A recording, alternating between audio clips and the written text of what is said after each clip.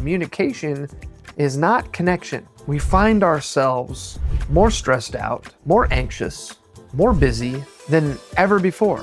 When given the opportunity to do more, we choose to do more.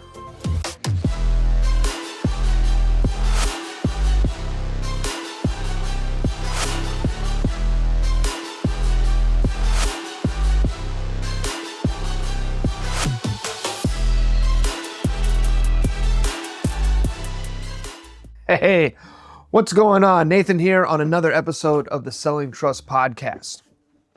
So I am going to be doing a 4-part series. And the idea behind this is, what if we actually decide to take our lives back? Now, take our lives back from what? What is taking our lives? What is occupying our time? What is stealing from us? And I dare say, technology. So what if we take our lives back from technology, finally?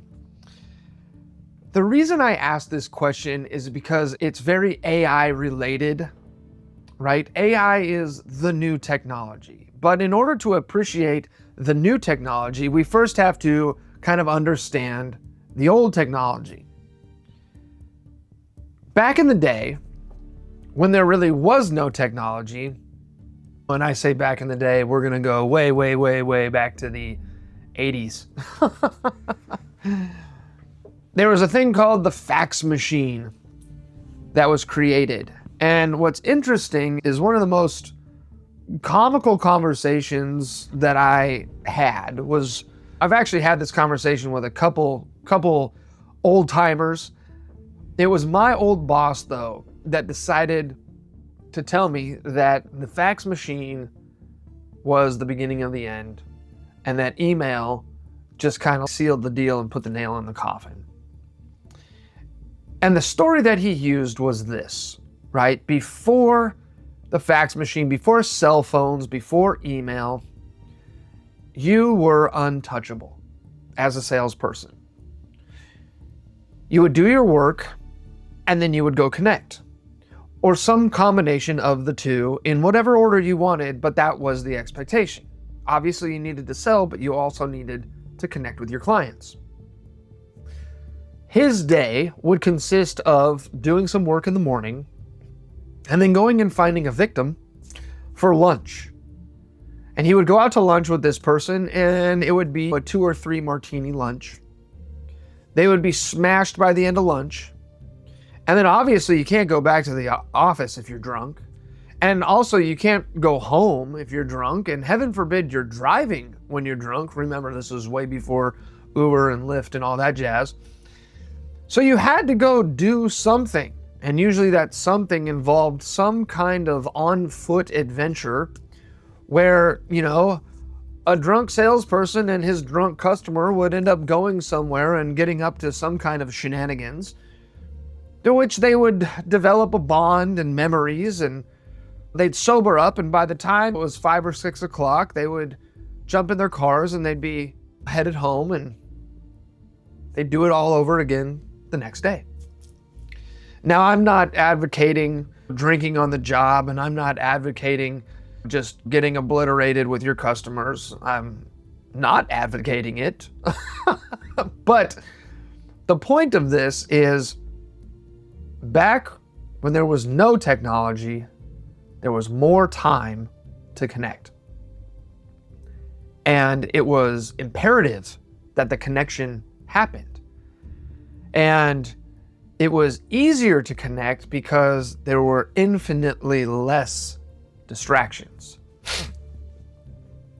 Now, since then, we've had the fax machine promised to make our lives easier by sending communications instantly, right? A letter would take, if it was local, it'd take a day or two, right? Unless you were gonna drive and drop it off. But say you were in the same state and you mailed a letter, it could be 2 or 3 days before a person would get the letter. So we simplified 2 or 3 days of waiting and time in between to minutes right? You get a fax machine almost instantaneously, right? And then the internet came around, and the internet promised more productivity and more time back, right?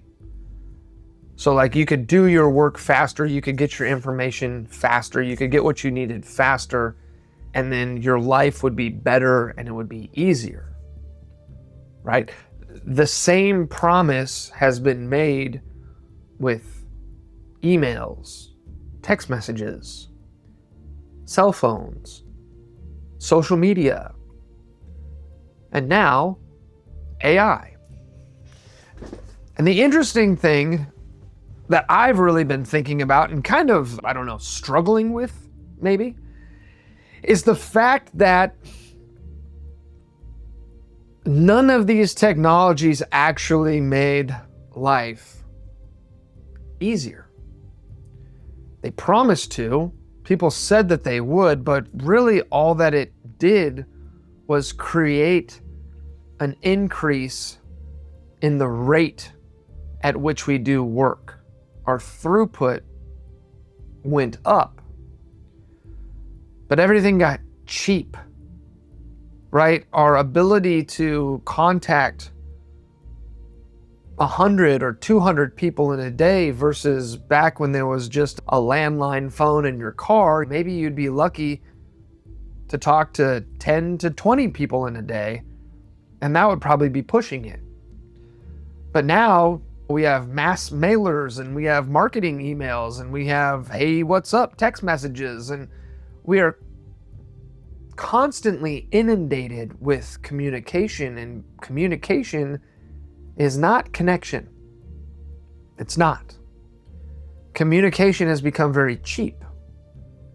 And in fact, I would say in the rise of the amount of communication options that are available to us,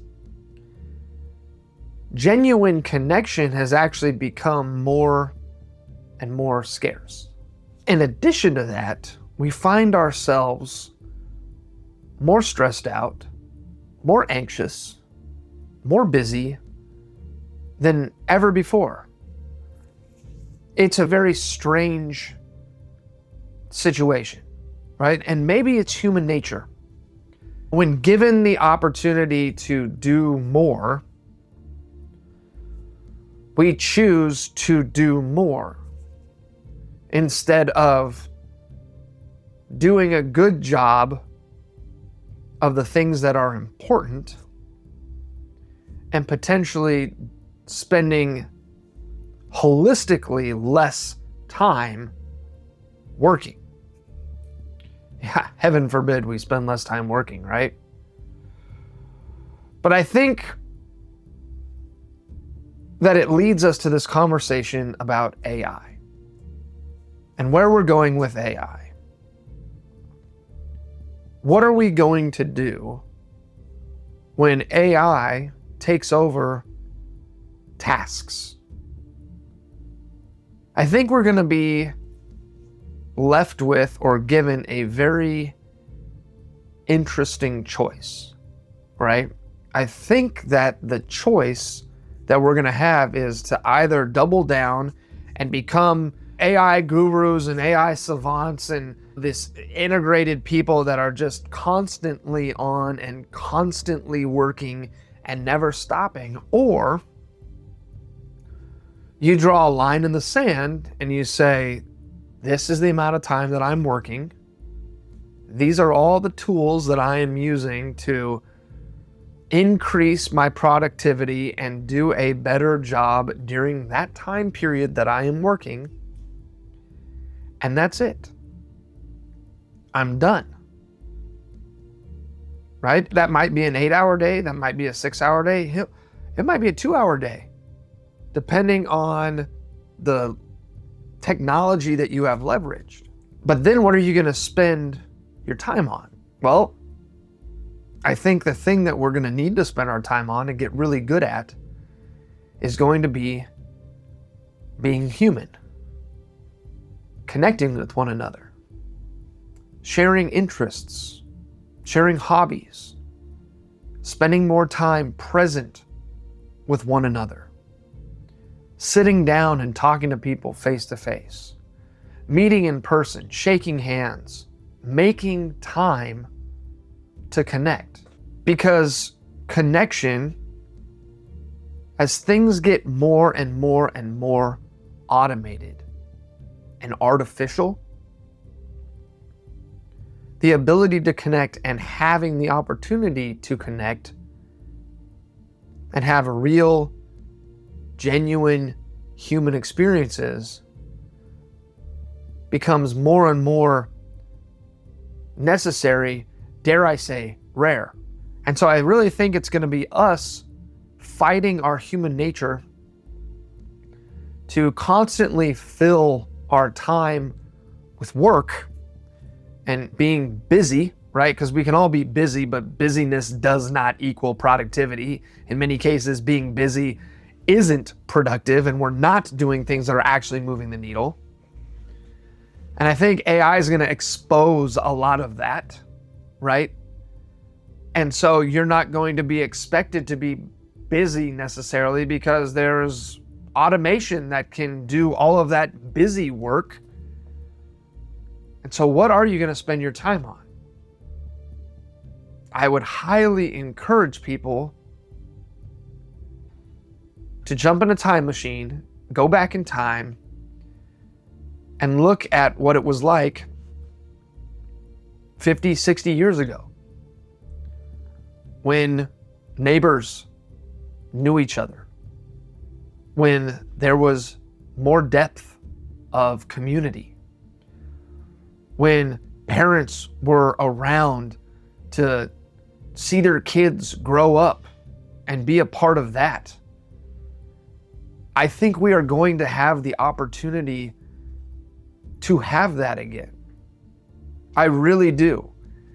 But I think we also have to choose it. We have to find it within ourselves for that to be something that we desire, and then use these new tools to make that desire a reality, because those are things that AI is never going to replace.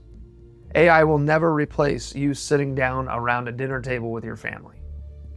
AI is never ever going to replace you going and taking a coworker or a client out for a drink and just listening to them because they had something terrible happen in their life, or they had something wonderful happen in their life and you're going out and celebrating, right? AI is never going to replace those genuine moments of human connection. But if we don't understand that, and we don't lean into that, and we don't desire that, then we will get consumed by this ability to just do more, right? And if there's one thing I've learned in my career, more is not more. Less is more. Less is better. Less is manageable. Less is good. Less is focused. Less is intentional. Less gives you better health. And so I think as we go through this series, I think it's really important to decide, which camp are you going to be in? Are you going to be in camp work until the computer melts and your head explodes? Or are you going to be in the camp of work and let the computer melt while you're off enjoying your friends and your family and connecting with them and building community and focusing on things that interest you, because you're going to be able to do the same amount of work or more work in the same amount of time or less time than you were ever able to. And so what are you going to do with your free time? I challenge us to think about this deeply and not be the generations before us that let the fax machine not give them time back. And cell phones did not give us time back. And the internet and emails did not give us time back. They just created a greater expectation to do more. I think AI now is an opportunity where we have the ability to draw the line in the sand and say, hey, listen, I'm producing at an incredibly high level by using these extremely advanced tools that I have access to. And it has allowed me to actually make time to do the things that I want to do. It allows me to have flexibility. It allows me to be present for the people in my life that matter. And I think if we do that, man, what an amazing place we're going to find ourselves in. So that's going to be the end of episode 1. We talked about how technology gave us the promise of more time to ourselves, more time back in our time piggy bank, but really hasn't delivered on that, mostly because of human choice. Episode 2 of this is going to be the more paradox, right? Where it seems like the more we have, the less we have. And we're going to get into that. It's a wildly fascinating and interesting thing that I think a lot of you can resonate with. But we'll talk about that in the next episode. I hope that as AI becomes more advanced and does more things for us, I hope that the people here listening right now, that you listening to this right now, are able to choose to lean into humanity and understand that you're still being productive. You're still getting a lot done. You're still doing the tasks that are necessary, but now you have an opportunity to also do more of what you like and do more of what makes you human. With that being said, I'll catch you later. Bye.